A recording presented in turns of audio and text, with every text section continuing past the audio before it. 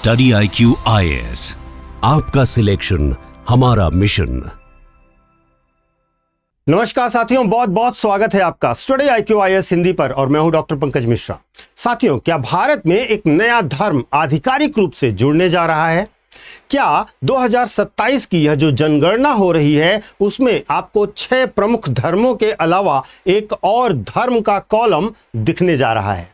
साथियों, क्या पंजाब में जो पंजाब की राजनीति है उसमें ऐसा क्या पक रहा है कि प्रधानमंत्री नरेंद्र मोदी खुद केंद्रीय बजट प्रस्तुत करने वाले दिन 3 घंटे के लिए एक डेरा में समय बिताते हैं और उस डेरे के प्रमुख को पद्मश्री दे दिया जाता है और वाराणसी से पंजाब तक एक विशेष स्पिरिचुअल ट्रेन चला दी जाती है?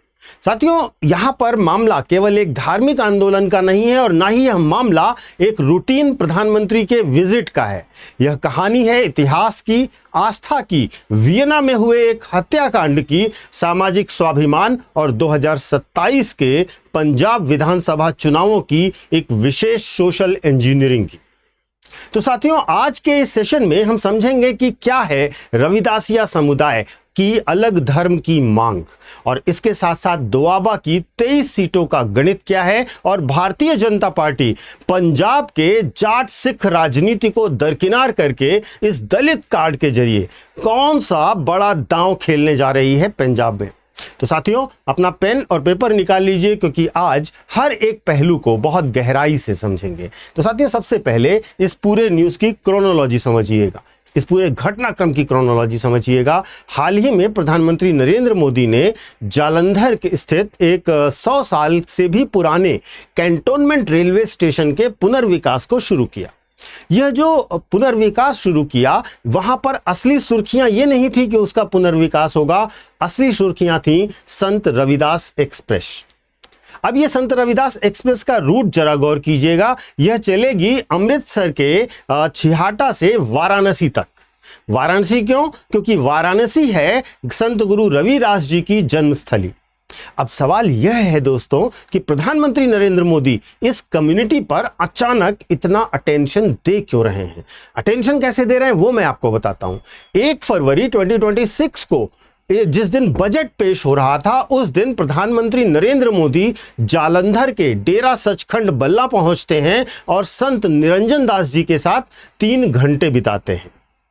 इसके बाद आती है 26 जनवरी 2026 यानी गणतंत्र दिवस का दिन और घोषित किया जाता है संत निरंजन दास जी के नाम पर देश के सिविलियन अवार्ड्स में से पद्मश्री अवार्ड। एयरपोर्ट, जो आदमपुर एयरपोर्ट था दोस्तों, उसका नाम बदलकर गुरु रविदास एयरपोर्ट कर दिया गया है। अब आपको लग रहा होगा कि कुछ तो, अब आपको समझ आ रहा होगा कि कुछ तो पक रहा है। अब आप समझते हैं कि यहां पर मामला क्या है, क्योंकि पारंपरिक रूप से दोस्तों जो पार्टी अपर मिडिल क्लास और सवर्ण हिंदू वोट बैंक के लिए जानी जाती थी, वह अचानक पंजाब में एक दलित समुदाय के सामने नतमस्तक क्यों हो रही है? इसका जवाब छिपा हुआ है पंजाब में, पंजाब के एक विशेष नक्शे में, जिसको आप समझने का प्रयास कीजिएगा। दोस्तों, ये जो पंजाब का नक्शा आप देख रहे हैं, इसमें अगर हम देखें तो 3 बड़े क्षेत्र हैं। एक है मालवा, दूसरा है माझा और तीसरा है दोआबा। ठीक है, मालवा में कुल 69 सीट्स आती हैं और ये जो मालवा रीजन की 69 सीट्स हैं, यहाँ पर कृषि कानून, जाट और सिख राजनीति और यहाँ तक कि जो कृषक आंदोलन हुए थे ना, उन सब के कारण यहाँ पर बीजेपी के लिए बहुत ही राह कठिन दिख रही है। अब आते हैं दूसरा माझा एरिया, जहाँ पर आती हैं 25 सीट्स। ये वाला एरिया, ये जो माझा है, अब इसको समझिएगा दोस्तों। जो माझा की 25 सीट्स हैं, यह पंथिक राजनीति का एक गढ़ है। यहां पर भी ज्यादा बीजेपी को बहुत फायदा नहीं दिखता। लेकिन अब आता है एक क्रिटिकल एरिया जिसको हम कहते हैं दोआबा, जहां पर आती हैं 23 सीट्स। ये जो आपको एरिया दिखाई दे रहा है, अब यहां पर समझिएगा दोस्तों, ये सीटें ब्यास और सतलुज के बीच का इलाका है। यहां पर 49% आबादी, करीब 45% आबादी जो है अनुसूचित जाति की है। और दोस्तों, दोआबा की इन 23 सीटों में से 19 सीटों पर सीधे तौर पर रविदासिया समुदाय का दबदबा है। तो पंजाब की कुल दलित आबादी है 32%, देश में सबसे बड़ी आबादियों में से। और यह पूरे भारत के राष्ट्रीय औसत का लगभग दुगुना भी है दोस्तों। और इस 32% में से 60% से अधिक हिस्सा है रविदासिया या रामदासिया समुदाय का। अब आप समझिए कि अगर आपने दोआबा जीत लिया तो चंडीगढ़ की गद्दी की राह काफी आसान हो जाती है, और इसीलिए टारगेट किया जा रहा है दोस्तों रविदासिया समुदाय को। अब सोचिएगा दोस्तों, अब आपके मन में प्रश्न भी आ रहा होगा कि सर ये रविदासिया समुदाय आखिर सिख धर्म से अलग कैसे हो गया, और ये क्या अलग है, या अलग हुआ तो कब अलग हुआ। तो साथियों, इसका इतिहास 15वीं-16वीं शताब्दी के महान संत गुरु रविदास जी से जुड़ता है। उन्होंने बेगमपुरा, एक ऐसा कॉन्सेप्ट है जहां पर एक ऐसा समाज जहां ना कोई गम हो ना कोई भेदभाव हो, इसकी अवधारणा दी थी, बेगमपुरा की अवधारणा दी थी। 2009 तक स्थिति यह थी कि डेरा सचखंड बलना मूल रूप से सिख परंपराओं का पालन करता था। गुरुद्वारों में गुरु ग्रंथ साहिब का प्रकाश होता था, साथ ही संत रविदास जी की तस्वीरों की भी पूजा की जाती थी। इसके बाद लेकिन एक बड़ा घटनाक्रम होता है, और वह है वियना कांड। और यह जो वियना हत्याकांड होता है, इसने एक तरीके से समझिए वाटरशेड मूवमेंट ले आया। ऑस्ट्रिया की राजधानी वियना में मई 2009 में एक रविदासिया गुरुद्वारे पर कट्टरपंथी सिख उग्रवादियों द्वारा हमला किया जाता है, और इसमें संत रामानंद जी की हत्या कर दी जाती है, और संत निरंजन दास जी गंभीर रूप से घायल हो जाते हैं। अब इसके बाद 2010 में यह समुदाय एक ऐतिहासिक घोषणा करता है, और इस हिंसा के बाद समुदाय में इतना ज्यादा आक्रोश आ गया कि वर्ष 2010 में वाराणसी में संत रविदास जयंती के अवसर पर डेरे ने औपचारिक घोषणा कर दी कि हम सिख धर्म का हिस्सा नहीं हैं और हमारा धर्म है रविदासिया धर्म। अब साथियों, परिवर्तन हुआ तो क्या क्या परिवर्तन हुआ वह भी समझिएगा, एक एक चरण में परिवर्तन समझिएगा। जैसे 2009 से पहले गुरु ग्रंथ साहब जो है वह इनकी पूरी तरीके से धार्मिक पुस्तक हुआ करती थी। अब उसकी जगह पर संत रविदास जी की 200 वाणियों का संकलन जो है, जिसे अमृत वाणी कहा जाता है, वह इनके लिए अधिक पूज्य हो गई है। उसकी गुरु ग्रंथ साहिब की जगह इससे स्थापित कर दिया गया है।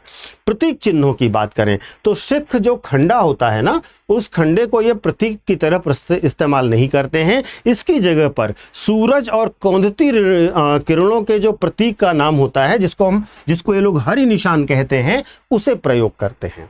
और जहां तक अभिवादन की बात करें तो सिख धर्म में अभिवादन सामान्यतः सत श्री अकाल से होता है, लेकिन उसकी जगह पर इन्होंने जय गुरुदेव का संबोधन करना शुरू कर दिया, यानी कि अपनी सभी मान्यताओं को इन्होंने अलग कर लिया मूल सिख धर्म से।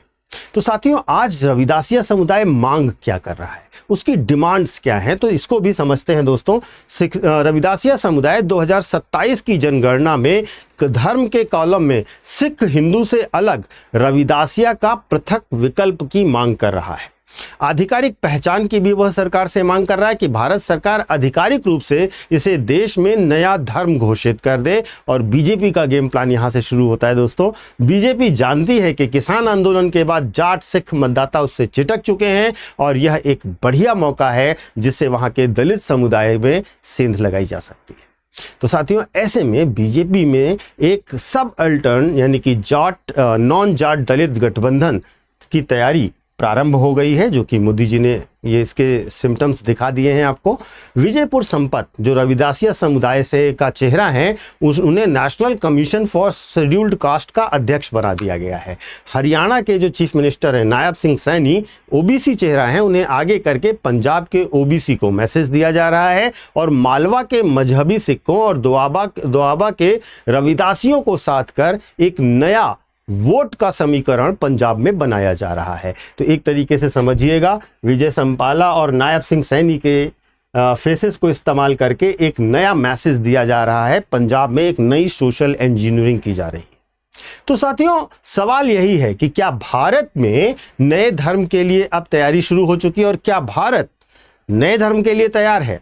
तो देखिए साथियों, संविधान का अनुच्छेद 25 हर नागरिक को अपने पसंद के धर्म को मानने और उसका प्रचार करने की स्वतंत्रता देता है। रविदासिया समुदाय के पास अपना धार्मिक स्थल है जिसे डेरा बल्ला कहा जाता है, धार्मिक ग्रंथ है जिसे अमृतवाणी कहा जाता है, प्रतीक चिन्ह है जिसे हरि निशान कहा जाता है और उसके अपने गुरु हैं। 2027 के चुनाव जैसे जैसे नजदीक आएंगे यह मांग और तेज होती जाएगी। यह देखना बहुत दिलचस्प होगा दोस्तों कि केंद्र सरकार जनगणना में इस मांग को किस तरह से समायोजित करती है और पंजाब की राजनीति में इसका कौन सा दूरगामी असर होगा, यह बहुत महत्वपूर्ण होगा। तो साथियों, अब जाते जाते अंतिम प्रश्न आपके लिए भी, क्या किसी समुदाय की विशिष्ट सांस्कृतिक और धार्मिक पहचान के आधार पर जनगणना में अलग धार्मिक कोड देना भारत की विविधता और सामाजिक ताने बाने को मजबूत करता है या इससे समाज का विभाजन बढ़ेगा? तर्क सहित अपने विचार अवश्य रखिएगा। आपके विचारों का तहे दिल से इंतजार रहेगा। और मैं आपको एक छोटा सा अनाउंसमेंट भी देना चाहता हूं। यदि आप 2027, 2028 या 2029 के लिए यूपीएससी की तैयारी करना चाहते हैं तो हमारे नए बैचेस जो हैं वो 27 जुलाई से शुरू हो रहे हैं। सबसे खास बात यह है कि हमारे सारे बैचेस जो हैं बेटा वो स्मार्ट मॉडल पर आधारित है, जहां पर आपको structured classes, mentorship, assessment, revision और टेस्ट भी मिलेंगे।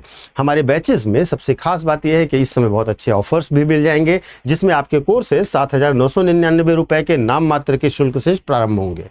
आप कोर्सेज की डिटेल को डिस्क्रिप्शन बॉक्स में दिए गए लिंक पर जाकर या हमारे ऐप और वेबसाइट पर जाकर देख सकते हैं। और साथ ही साथ जब आप कोर्सेज को खरीदने जाइएगा तो खरीदने के पहले पीके लाइव कोड का इस्तेमाल कीजिएगा, क्योंकि यह कोड आपको इन सारे डिस्काउंट्स के लिए एलिजिबल बना देगा। यह मेरा फैकल्टी कोड है। और अगर आप मुझसे कॉन्टैक्ट करना चाहते हैं या मेरे वीडियोज़ के लिंक रेगुलर बेसिस पर चाहते हैं तो आपको मैं अपने सोशल मीडिया हैंडल्स बता देता हूं। यूपीएससी मेंटोर पंकज सर के नाम से आप मुझे इंस्टा और टेलीग्राम पर कनेक्ट कर सकते हैं। यहाँ पर आप अपने कोई भी डाउट्स या क्वेरीज मेरे साथ डिस्कस कर सकते हैं। Thank you so much. जय हिंद। स्टडी IQ IAS, आपका सिलेक्शन हमारा मिशन।